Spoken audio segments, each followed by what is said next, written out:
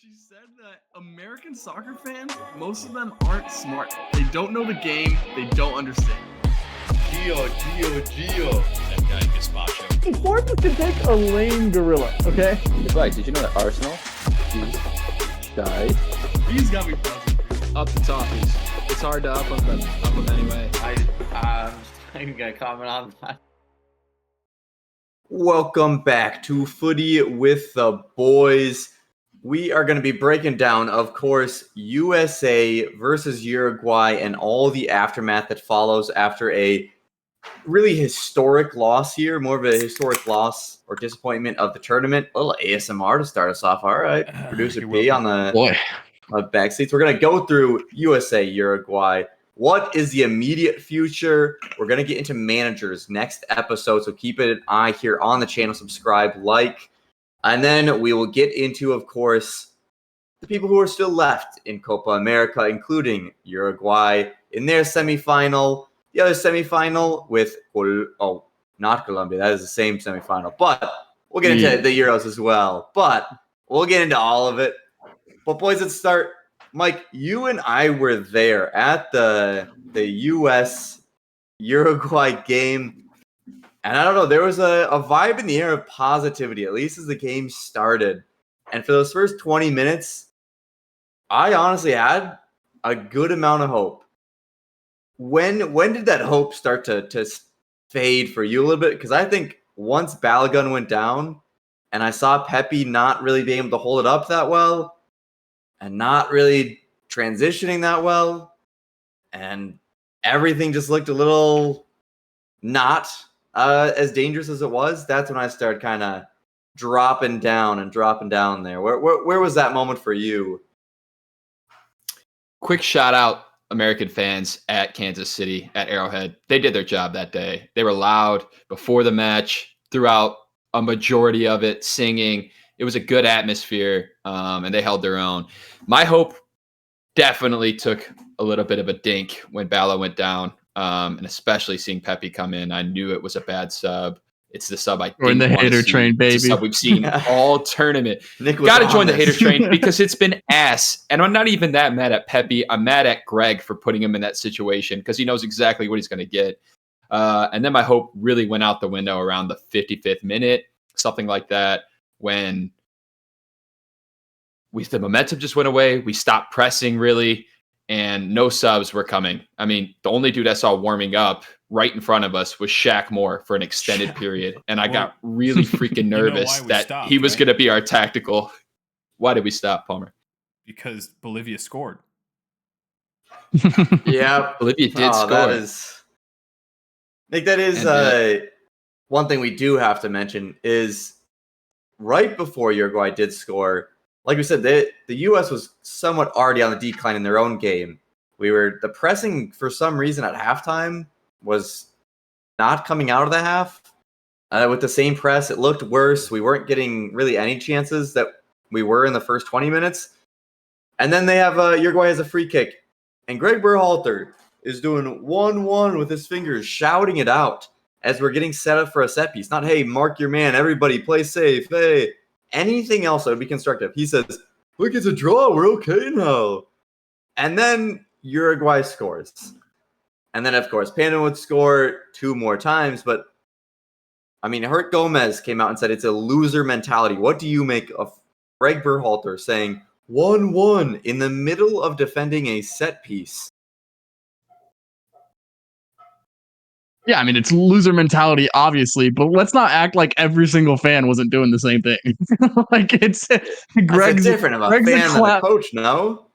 Of course it is, but I mean, loser mentality, that just might be the U.S. Men's National Team Soccer Federation. Forget the team. Like, everywhere, from the players to the top to the board to the coaches to the fans, because everyone reacted the exact same way. So it's not... Even from the beginning of this group, it was, can we get second in this group and get out? We should be able to get second and get out. Who is going to win between Colombia and Brazil? Who are we going to play? So there's a lot of leaks, and I think the two of you are part of it too. I'm just going to say it. I mean, yeah, I was certainly keeping an eye on the other score, But I'm not If the head coach screaming out to players If I were saying, the coach, hey, it's 1-1. if I were the coach, I wouldn't even want to know what the score of the other game is. I would want to assume that Just go win your game. yeah, I would want to. I'd mean- assume Panama won. You know, It's such loser mentality because it doesn't matter. It's 1-1. Are we going to stop playing for a goal? I mean, we never played for a goal, but are we going to try to play for a What are you tie talking now? about? Like, what does it accomplish? I mean, it means nothing. The players are going to know what's happening based on the adjustments you make in the game anyway. If you were going to make adjustments, giving Greg too much credit there. It gave us a little bit of hope as fans, but it really should have changed nothing in the game. And then the goal comes right there, and it's poetic justice. Greg looks like an absolute idiot because of it.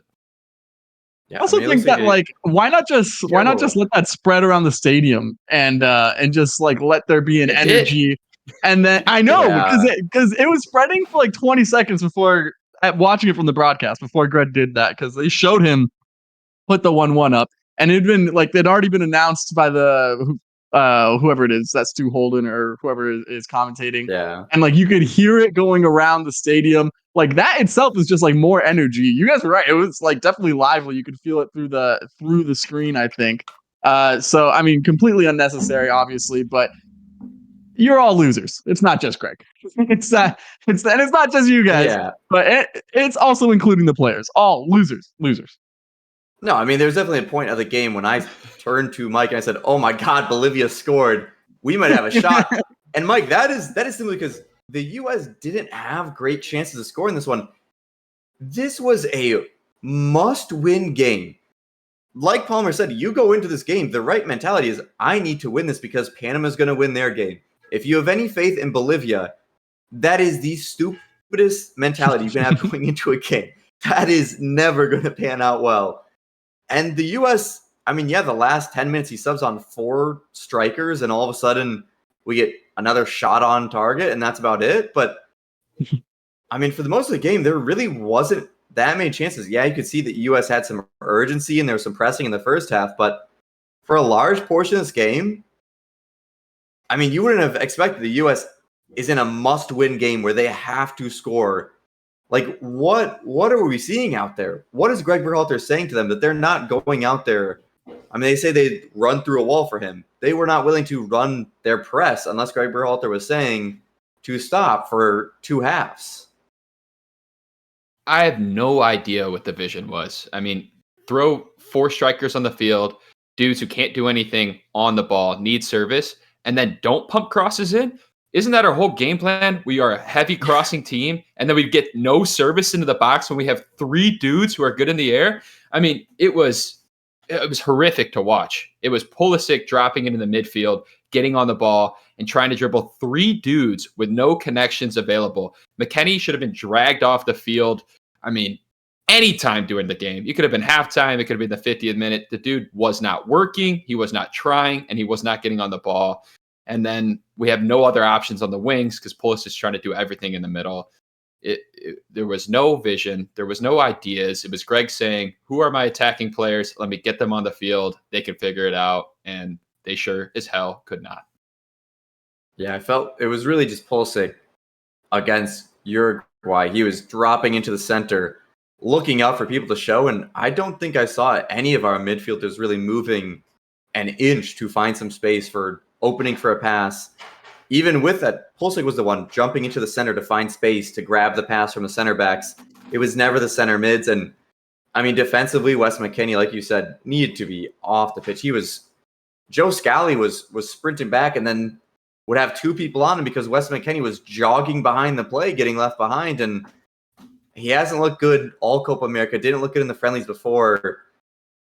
Nick, there's a lot of questions of the players here, but do you say this result itself, USA Uruguay, is more on the tactics of Berhalter, or do you think it's on the players themselves and their performance, their effort? It's on both of them. I don't know which one it's more on. Berhalter. But I think I don't know. That's a little pet name for him. I don't know which one you want to put more of the blame on, but I am seeing way too, and we do it all the time. It is way too lopsided right now, the blame on Berhalter. And Twitter's streets right now are on fire with we need Berhalter out, fire him, and everyone's mad that they said, oh, decision's coming next week. And yes, he should be fired. He's not the right guy for the job. But there has not been enough talk about how just bad these players showed in these past couple of games. And it hasn't even been like that these players have that's been billed a golden generation, they have not shown it. And now when it's like time for like shit gets serious, they once again prove that they are not who we think they are. I'm very sick of hyping this group of players up because the only guy doing anything throughout with any sort of urgency has been Pulisic. The only guy who has the quality has been Pulisic. I don't think I mean even what Mike said earlier. Mike said earlier, you know, I don't even blame Pepe that much because it's Berhalter for putting him in that position. We can blame Pepe for sucking dick. We just can't. He's a bad player and he's not at the level of an international team. Why can't we say that? Just because he plays for PSV in Europe, that we all of a sudden have to say that he's a good striker? He's not good enough. He's shown it time and time again. He doesn't finish. His transition play isn't good. His link up is decent, but that's it. And if you just need a big body up there, there are 100 of those in the MLS. Like, who cares? Get someone who plays all the time. Give me something because the players are not good enough. Weston's been bad for a while. I don't give a shit about his 7 assists for Juve. What does that do for me? He's not a creator for the US men's national team, so it's not even the same role. He used to be a box-to-box guy. Now he's not. He just doesn't run anymore, it feels like. Tyler, I still feel like I have to give a pass, but where's that? Why isn't he on everyone's ass? All we say is that he's a dog. His mentality is what. Is he not just yelling at everyone to get their ass up the field and let's go get a goal? Like, I understand you not going balls to the wall from minute one as far as attacking because, you know, Uruguay can get you on the counter. I get that. I really do. But you got to light a fire in these people's ass at some point in time, and he's the guy to do it. He's our captain. I know Pulisic is armband, but Tyler's the guy, so he has to be out there. No one has been good enough, and so yes, Berhalter deserves a lot of blame. Yes, when he gets fired eventually, whether it be now or after the World Cup, it'll be a good day for U.S. soccer. But the players need to shoulder a lot of this responsibility. A lot of this responsibility falls on them too. I do think that there is a lot of responsibility on them. They're not playing as well as they should, as their talent suggests. And then maybe, you know, on Greg Berhalter not putting them in the right directions. But at the same point, you do have to, at a certain point, have a players-only meeting and say, you know, we're going to play. This is what we need to do to succeed. We're not just going to sit back and listen to terrible tactics and just take it. I mean, I think Clint Dempsey or Tim Howard, one of the two, came out and said, yeah, we also dealt with coaches that weren't necessarily putting us in the best positions, and we had player-only meetings. We had people step up to say, no, hey, listen, they're saying this is how we're going to actually do it because that's how we're going to succeed. Somebody needs to step up and say that, but I think there's been so much support for Greg Berhalter from these players that they don't do that behind closed doors. But it does bring us away from... Oh, go ahead. I also think really quick, I'm so sick of like all of them just being buddy with each other, and like that includes with Greg Berhalter. But I think like I just don't give a shit about their friendship or how tight this group is. They need to be playing better, and if that means like getting up someone and like being pissed off, like almost coming to blows, like that shit happens in sports. And so you're right. It just something has to change from the players too, because when they hire Steve Cherundulo or whoever, I don't care. It's going to be mostly these same players. It's going to be mostly the same guys. And so what's really going to change? I don't know. They need to take some responsibility and realize that it's on them. And I think there's not enough pressure from the media or from like the fan base on the players, and they need to hear it. Like they need to internalize that shit and go forward and make a change. Yeah, I think that you make a lot of good points there, but Greg Berhalter certainly should go. He's been a dog shit manager, and that's been the case. But I also think that because he has been so dog shit and kind of allowed to come back, and all of it has usually been on, oh my God, what is he doing tactically? It has gone away from the point that the real buzz of this team has been like, oh, we have such a good culture. We're all friends. nobody cares if you're friends. That should not be a selling point. Nobody This team cares. should be, hey, you are Nobody either cares. insanely good at this or that, or midfield wingers. Something needs to be very good on the field, not off.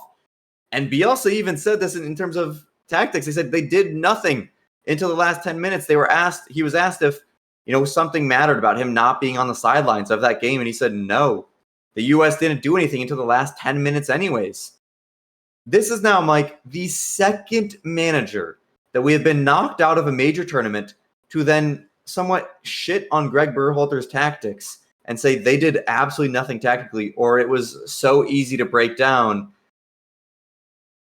I mean, Greg Berhalter, Fox announced there would be a decision next week coming from U.S. Soccer. There's been plenty of pressure on social media. Is there any way that it could not be Greg Berhalter going home? You've had 2 international managers now shit on his tactics. He's got grouped at a home Copa America, the only host nation to ever do so in Copa America. The first time the U.S. hosting a tournament has gotten grouped. And all of this with social media pressure that has been there and is as hot as it's ever been, with major news networks also coming out asking for his head. What are the odds you give it at this point that Greg Berhalter is gone by next week? I don't know what to give the odds anymore. I mean, I've lost all faith in the Federation, but there's a ton of pressure on them now. If you're not going to listen to Bielsa, Louis van Gaal, these kind of managers who have won things on the international level, taken their teams on deep tournament runs, know how to tactically play the game and adjust, and have done it against the United States, tore us apart, who are we going to listen to? I mean, these are our biggest critics. This is free advice. We could take it as hate, but it's free advice at face value. Give the odds like 50-50 because I just don't have faith in the Federation. I think it's like 25 to 35%. 25 to 30% that he gets fired. Somewhere around there. Why not just fire him? What could they possibly be finding out in this next week that they don't already know? The facts are all there. What are they doing? And by the way, if what they're doing is like interviewing the players, that's bullshit. Because who gives a shit what the players think at this point? You guys haven't done anything either. Like it is ridiculous that he is going to keep the job, because that's where I'm at. I think they're going to announce next week that they have full faith in Greg and yada, and he has this full support of the camp and yada yada yada, and we'll get grouped at the World Cup, because that shit's going to happen too. If you're going to get grouped in a group with Bolivia and Panama, it's not getting easier in the World Cup. Are you kidding me? Those are 2 of the worst teams this side of the hemisphere, and you're losing to them. So I'll boycott. I think he stays. I have zero faith that they fire him. I know there's been a lot of pressure, but I mean, how long this pod in its existence has always been Berhalter out. It's been over a year. So like, I just don't think that actually gets to the Federation. I think Crocker is full of it, and there is zero positivity coming out of the U.S. men's national team camp from top to bottom. Nothing good. No, if Greg's in, I'm out. I swear to God, I'm out. I'll stop watching the team. You heard it here first. If you catch me watching a United States soccer game with Greg Berhalter as manager from here on out, I am a liar. You can call me any name in the book, because I will not be watching. There will be no hope for me in terms of U.S. soccer if Greg Berhalter is there. I don't know how he could have this many signs that he is the wrong man, as there's already been so many wrong signs. And every major news network, Fox, ESPN, New York Post, literally everybody has called for his head, saying he is absolutely not the right man. How could you not see it?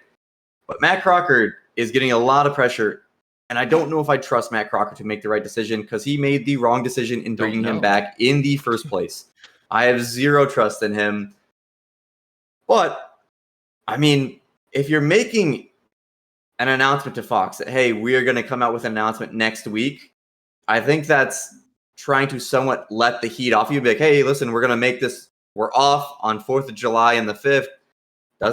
USS Soccer was not working those days because of 4th of July.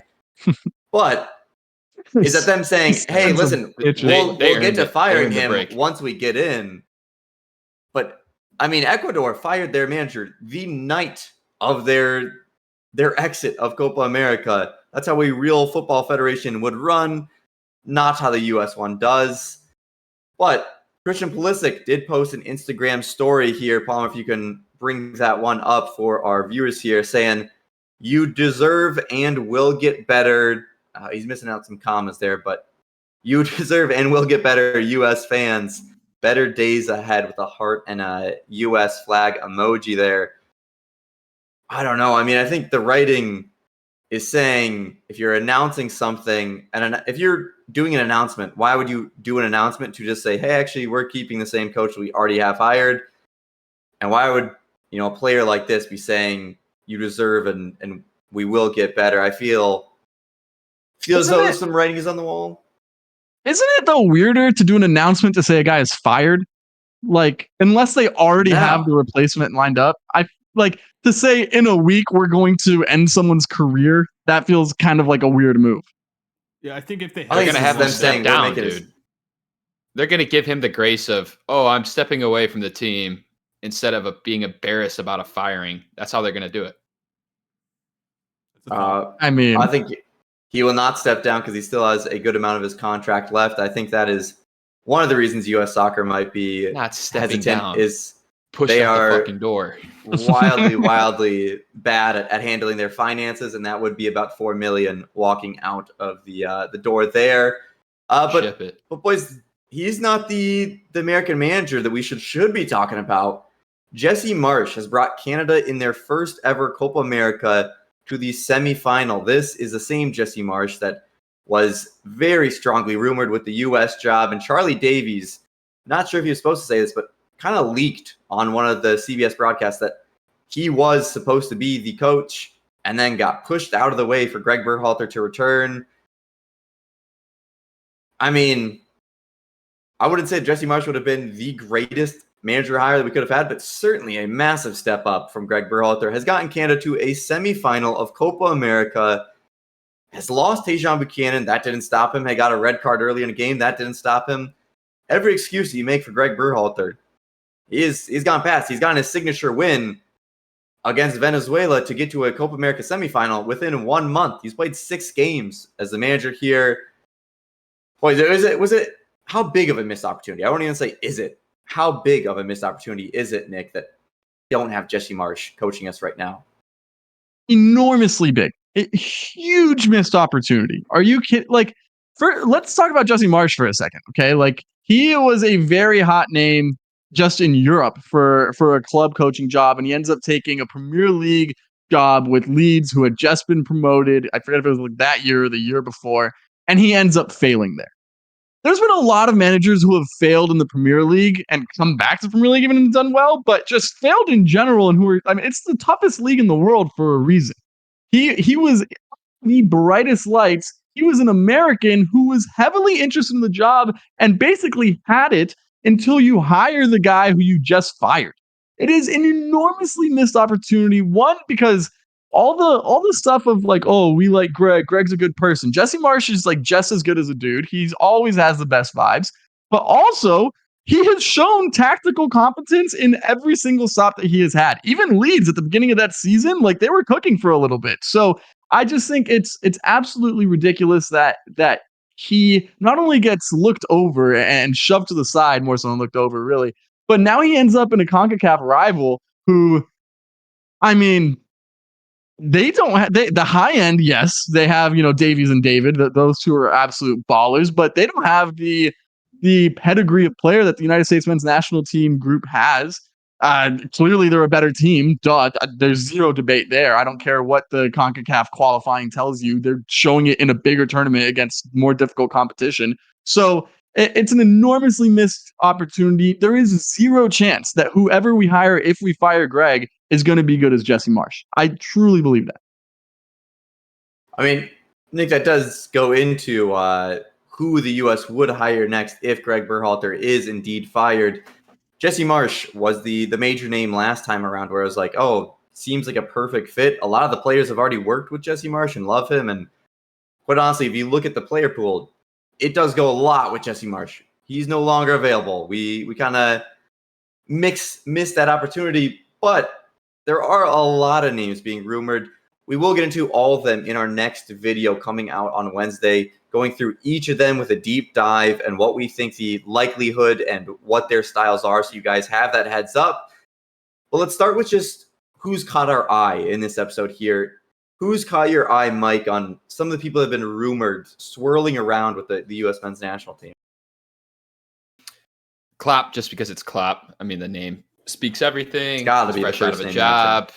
It's a good media bit. It's a good story. Klopp does the 4th of July post. It all adds up. Sounds good. Don't think it really will happen. Like, he's retired for a reason. I think he wants to take a break and probably get a better job than the U.S. men's national position when he does come back. I'd like to see the U.S. go in the direction of an experienced international manager, someone who's done it on the international stage rather than looking at a club dude. That makes more sense to me, at least as a stopgap till the 26 World Cup. But Klopp's the biggest name that I've heard actually mentioned. Yeah, Klopp, that Tim Howard said he would fly to Spain right now and go recruit him if needed. May not be the highest likelihood, but I tell you what, if you are trying to find a name that billionaires will help pay for that salary for, Jurgen Klopp has that name recognition that I think they would not find it too hard to find people to pay that salary. Nick, what name has caught your eye or have you been hearing a lot of? I pronounced it wrong last time, but it's going to be Steve, right? I mean, it has to be Cherundulo. That's the guy I think who's been strongly linked. I think it'll be a bad hire. I mean, congratulations on winning the MLS Cup. Good job, but what is he going to do differently from Greg? I don't think anything. They play similar styles. I don't think he's the guy, but I don't think he's the correct guy, but I think he will be the guy. Yeah, Doug McIntyre, I believe, was reporting that there are some strong links with Steve Cherundulo and the U.S. Soccer Federation. He has been very successful at LAFC, but he's also choked in a lot of big games where he has absolutely gotten the tactics wrong, absolutely gotten a lot of the big coaching decisions wrong. And a lot of his success, you have to say, is he just has a better roster than most of the MLS. He has the huge draw of being Los Angeles, and the amount of players, star players he has there is absurd. I would also not really think this would be a great hire for the U.S. This is exactly what you have to get out of, not go to a random MLS manager who's... Let's not be gentle about it. Not a great hire. This would fucking suck. This would be a would lateral suck. Direction. This Absolutely. is not an upward move at all. I mean, let's go get someone. Let's stop fucking hiring dudes who could be something. It's not time for that. We have a 26 World Cup in 2 years. It's time to do something now. Yeah. I mean, honestly, I think this is still a move up from Greg. Greg did absolutely nothing in MLS. I don't know. No. And No, it's not. Cherundulo has... In what world is it a move up? It's a minuscule move up. It's from MLS shit to jack shit, but no, it does. But what I'm saying is Greg Berhalter sucks. This guy sucks, but maybe a little bit less. But what are we doing?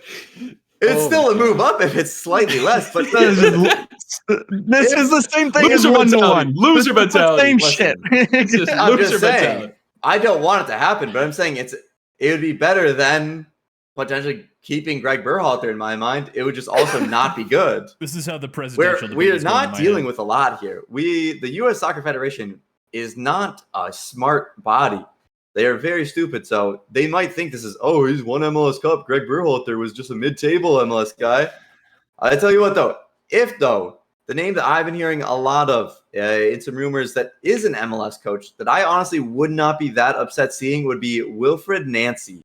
Because this guy was not going to be in MLS the next year if he is not with the U.S. men's national team. This guy, French as they come, worked with Thierry Henry a bit, but went to Montreal. Montreal 10th the year before he came in.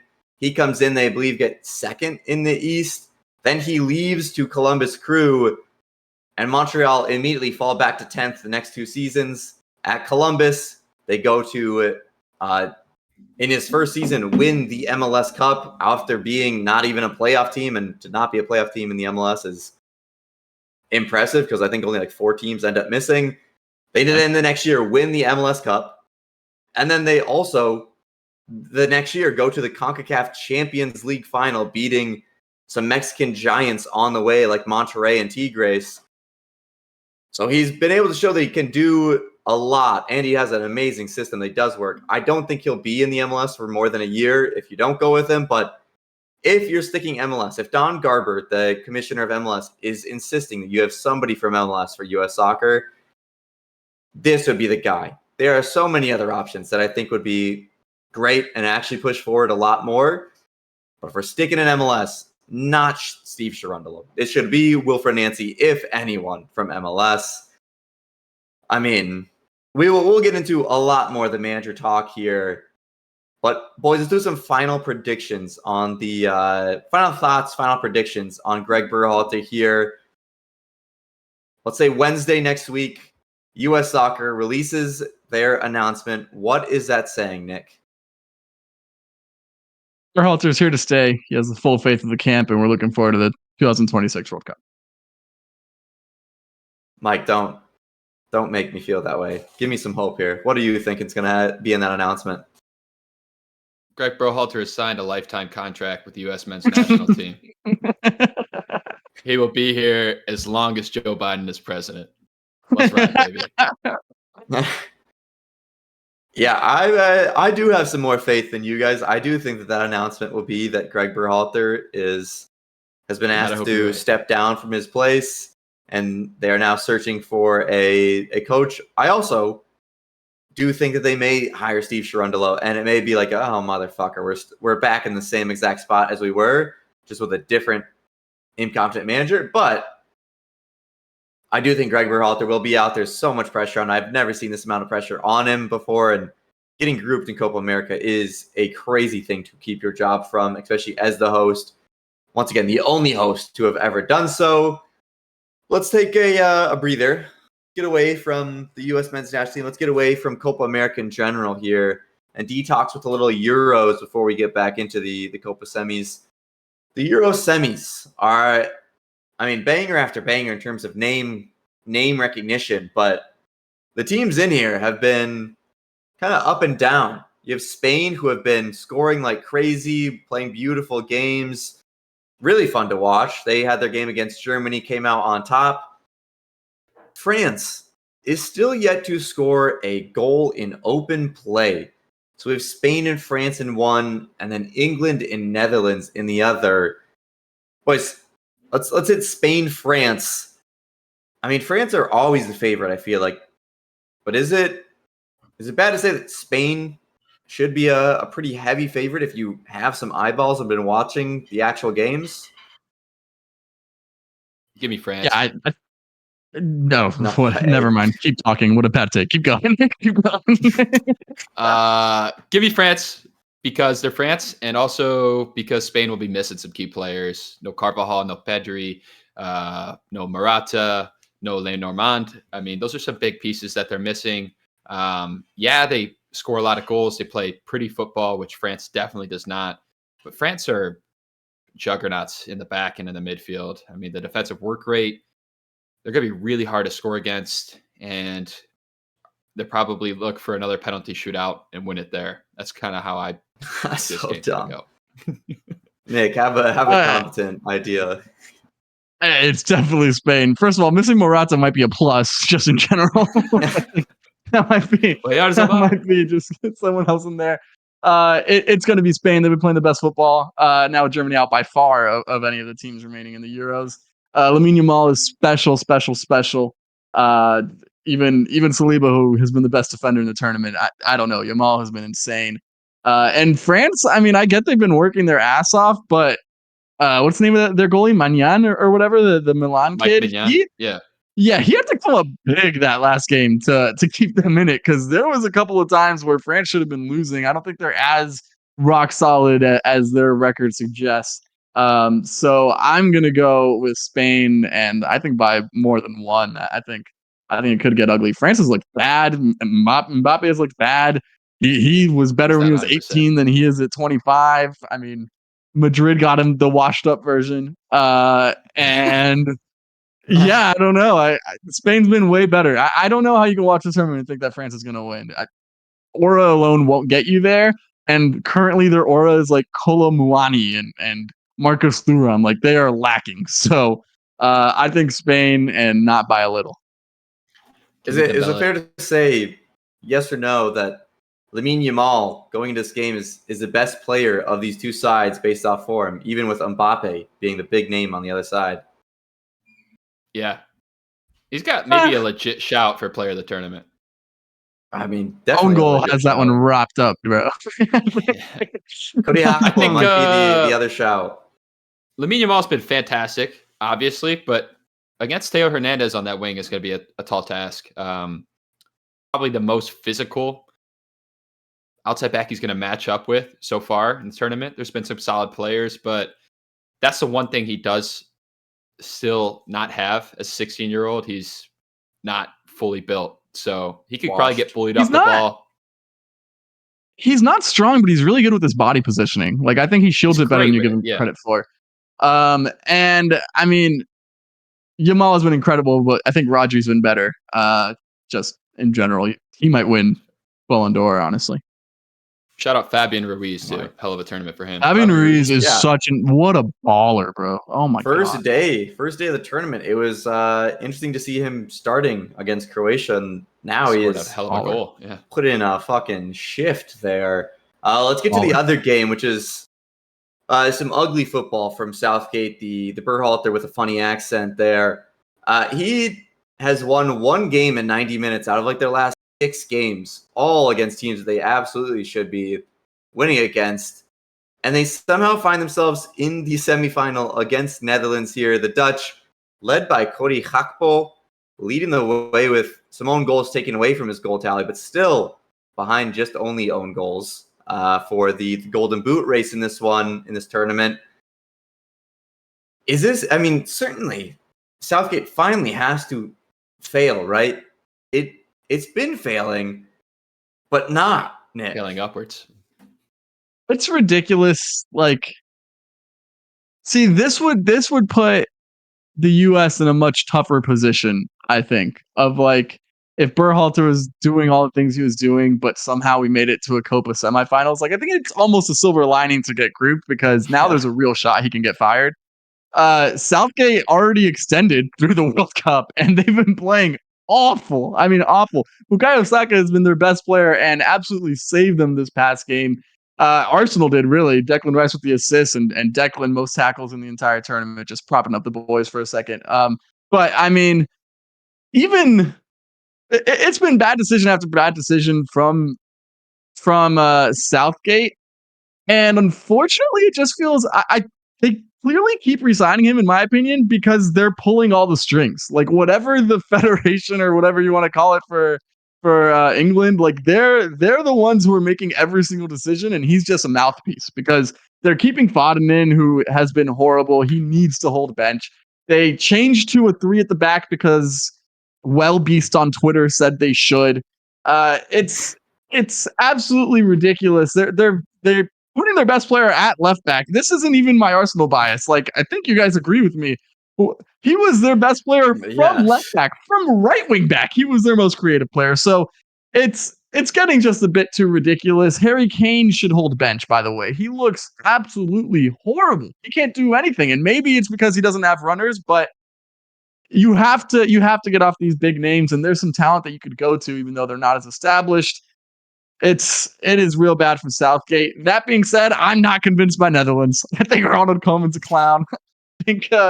I think Memphis Depay has looked horrible. I think Van Dijk is showing age. It has not been an entertaining Orange team, which usually from the Dutch you get real entertainment and total football and fluidity. I mean, Gakpo is their best player. Give me a break. So I can see them sneaking their way to a final to lose to Spain, but all the talk will be about how Southgate got to a final. So I think that's what I'm going with. I'm going to pick England in this game. Yeah, that would be wild if England somehow finds their way 0-0ing, 1-1ing, drawing their way to a final. If they win the Euros, what a decision. They won't win. They won't win. What a decision. Knock on wood that we don't see that. Mike, the key matchups, like kind of Nick was saying, Cody Gakpo has gone to a winger position and looked a lot more like he did at PSV and in that World Cup before going to Liverpool. Kind of played in a more comfortable position for him, and he's looked very, very good for them. Not much else looking too amazing for them, really. But same with England is it's really just been Saka, but it's not been him in his correct position. He's been kind of moved around into left back, right wing back, like everywhere except just where he really should be playing all the time. And he does seem their best player. What do you make of Gakpo playing in his correct position, looking pretty good, and Saka in the wrong position and still looking pretty good? Who comes out on top in this one of the stars? I mean, Gakpo's had a great tournament, scoring a ton of goals. So give it to him based off the goals. 3. He scored 3. It's not a ton. He scored 3. 3 to tournaments, still damn good. Is that tied for first? It is. I mean, it is first. Wait a second. And that Gakpo matchup, this dude's got to be, oh my God, so ready for it because he knows Kieran Trippier is starting at right back because Gareth Southgate loves that man more than anybody. You do not know. That could be Saka at right back. We could get an actual matchup. Good, dude. Saka's been great in spite of England, playing all over the pitch. Definitely the MVP of the team so far, even with Jude Bellingham coming up clutch several times. He goes for so much of the match, and Saka never does. So much. I think it's going to be an interesting matchup, but I think it's going to end up being a low score, and England's going to shithouse their way to the final. And Southgate is going to get all the praise, even though he got shit on all tournament. He's not getting any praise. I can tell you, he is not getting praise. Everybody, they change their tune so quickly. Every game they have, the full 90 minutes, we need to fire this guy. Oh my God. And then at the end, it's, well, we're on to the next round. Let's see who we play. I think we could do it still. And then he goes and applauds the fans, and they applaud him back. We love you. Yeah. It is certainly something Gareth Southgate has going on. He's like Berhalter, but with results. Berhalter, if he... No, he's nothing like Berhalter. Get that comparison out of here. That's you. I don't. He's Berhalter with a funny accent. No. That's who he is.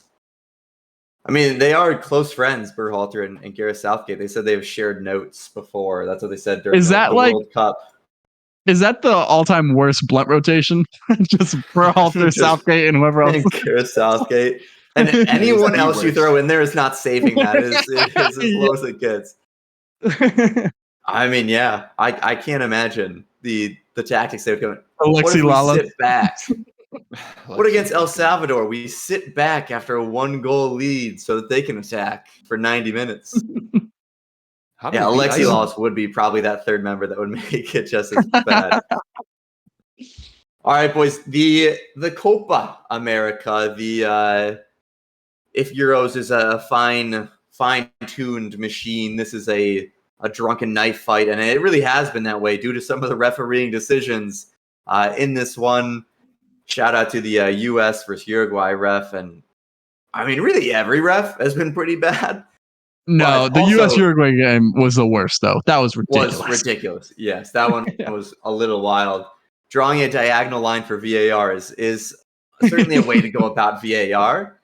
But boys, we have our aforementioned Jesse Marsch and Canada going up against Argentina. Argentina has not looked necessarily their greatest yet. I mean, they had a very, very close call versus Ecuador. You go to penalties against anyone, that's a very good chance that you lose that game. If Canada wins this, if Canada knocks off the world champions and Messi, the greatest of all time, in Copa America, and they reach a final in Jesse Marsch's first tournament, in Canada's first Copa America ever, where does that put Jesse Marsch in terms of a coaching rank? I mean, certainly best in CONCACAF, yeah. And then how in demand is that man? Might already be best in CONCACAF without a result here. I mean, I think that might be true. It's not fierce competition. Like maybe Thomas Christensen gets a shot. I don't know, dude. It'd be insane. I don't give him much of a chance here. I think their tactics are kind of going to bite him in the ass in this one. Argentina handled him pretty well in the group stage, and it just takes getting caught out one time against Messi, and these dudes are going to run off him because he could find any ball.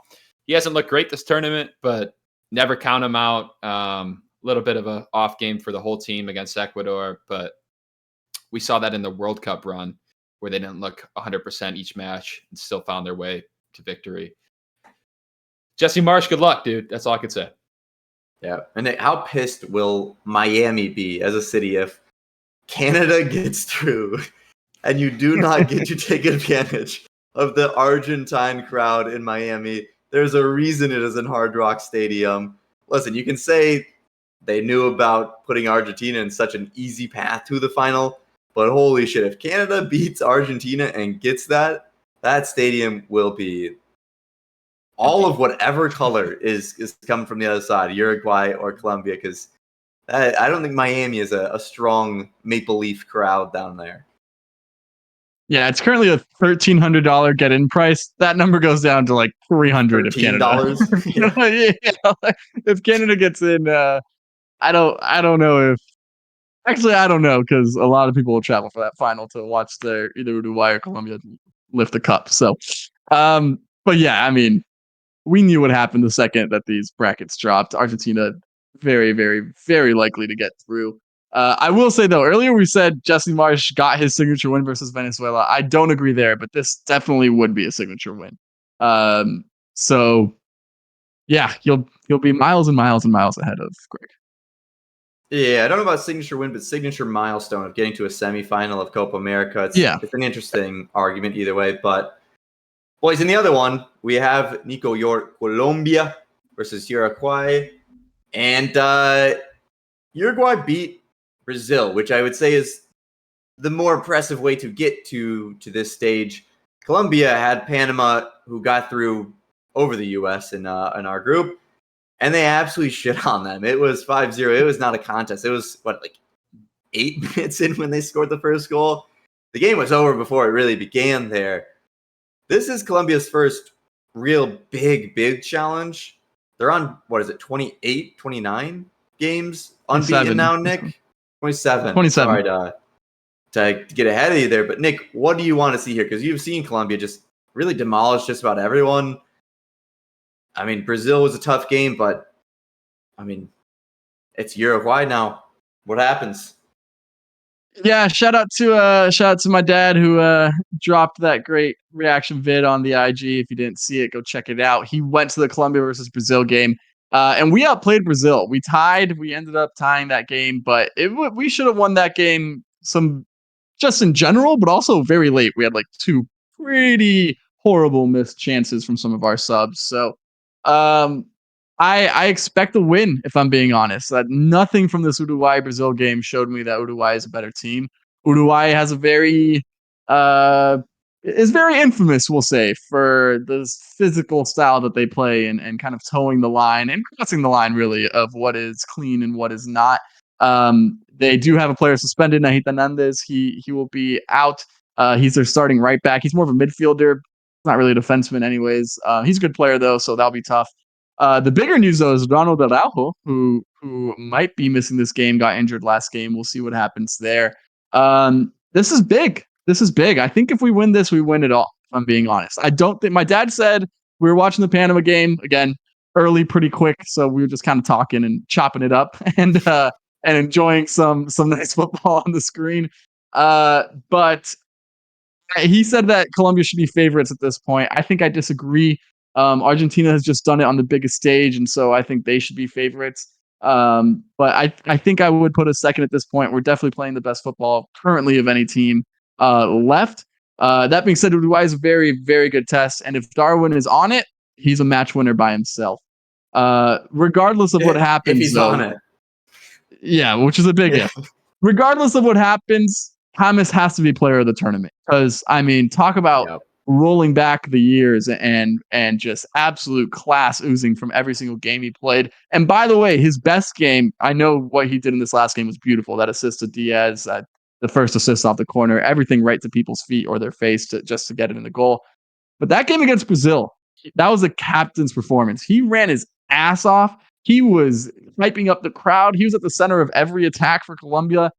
He he has grown a lot because he had a reputation of like being pretty immature. Now he's the leader in that locker room, and I just couldn't be more proud of everything he's done. And easily 5 assists. Only 3 other people have done that in a Copa America before, including Messi in the previous one. So easily the player of the tournament for me. And looking forward to what should be a really good game. Yeah, I mean, certainly both these teams are coming in hot. You have, really, if you're a U.S. fan, some hope. Look at the manager decisions. Nestor Lorenzo has absolutely fucking killed it for Colombia. Marcelo Bielsa also coming in and absolutely turning around Uruguay into this pressing machine. Mike, who do you think tactically comes out better of this one? Because they're both pretty aggressive teams and some managers that are coming in with some very hot string of results here. I don't know. I mean, tactically, I think both teams really know what they want to do. You could see this game getting chippy really early, especially on Uruguay's It's going side. to fast. Refereeing will be certainly Colombia important. responds. Referees been horrible all tournament, but this is going to need to be a managed game. Otherwise, it's going to be cards flying.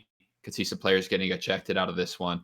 I think the decision on where this game goes is going to come down to the players who has most on the day. If Darwin's getting chances, can he put him away? Because he's been really off the mark. Should have beat Brazil in regular time based off of Darwin's chances alone.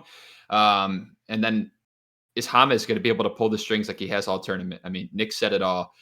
This dude's the last true number 10 out there. I mean, he does everything in the attack, is always in space, and works off the ball, which, I mean, Messi, who's a 10, doesn't do.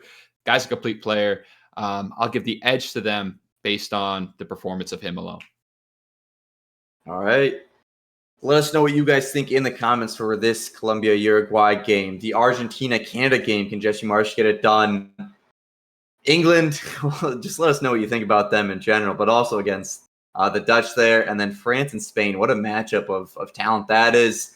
We do have a vlog coming out this week from our time in Kansas City for that US-Uruguay game. So if you want to get a little sneak peek into what the game day experience is like with Footy with the Boys, check that one out. We'll also, like I said, have that video out where we are going to be previewing potential managers, what they're like, what their career has been, and who's really likely to come in for the U.S. men's national team coming up. But boys, any final thoughts here as we go ahead to a big week of semifinals and an announcement from U.S. Soccer? I like Copa America more than the Euros. I like watching these South American teams play. I'm hoping it's a Colombia-Argentina final. I think that'd be a banger matchup. I think it could go either way. And I hope it's a game that's won in regular or extra time. No more PK shootouts. I've seen enough this summer. Thank you very much. Nick, Yeah, final thoughts? That's a culture take. Copa better than Euros. I like that. Up Los Cafeteros. Big game on Wednesday. Uruguay is a great team despite some of the shitty things they do. So it'll be a fun one to watch, and I'm backing the boys to get on top. All right, Berhalter out, and we are out. Until next time, peace.